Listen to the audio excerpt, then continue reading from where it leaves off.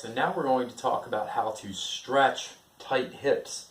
The muscular imbalances that we see are tight hip flexors in the front and adductors on the inside. We're going to talk about the flexor part. When this muscle is tight, it flexes the hip. It pulls us forward. So what we want to do is be able to extend the hip back. We want that flexibility. And it sounds easy, right? You should just be able to kind of throw the leg back behind you, but a big problem that a lot of people run into is they go back and they're actually arching their low back. They're not stretching at the hip. So we're going to show you how to minimize that compensation that a lot of people do. What I tell people to do for a good hip flexor stretch is to kneel. If you've got bad knees, you can put a pillow under this knee. That's no problem at all. And you're just going to be in this position right here. What then you do is you tilt your pelvis. So if you remember the pelvic clock video, we talk about the different numbers on the clock. You're going to do a 12 o'clock, and that looks like this. You just tilt backward like this. So your belt buckle comes up and your butt tucks under. You're going to hold that tilted position.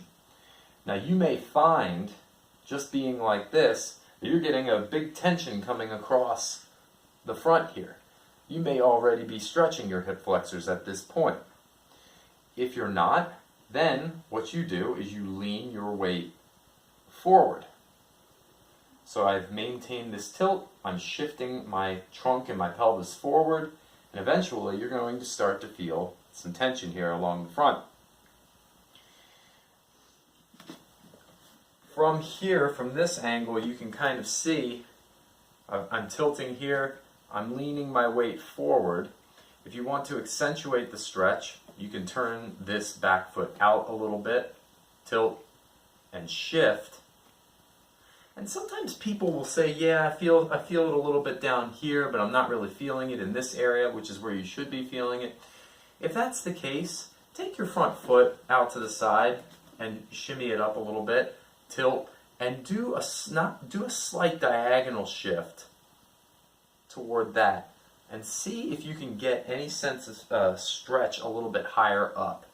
You may even go out to the side a little bit. Okay? But ideally you're looking for something in this area. Down here is fine, but this area is ideally what you're looking for. So what I do, I tell people to just kind of hold here. You can even oscillate. It's up to you how you want to stretch it. It doesn't really matter. Just try to get that sensation of increasing flexibility and looseness. And you can go for about 30 seconds on one side and then switch to the other side. I can turn the leg out, shift my weight out. If I'm not feeling it, I can kind of reposition my leg, try to get a little something, and just work it that way. Anything kind of deep in here to in the front here, that's what you're working for.